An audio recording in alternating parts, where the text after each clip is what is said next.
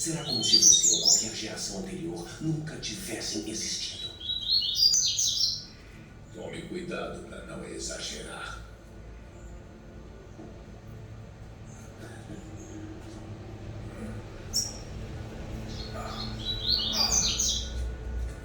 Algum problema?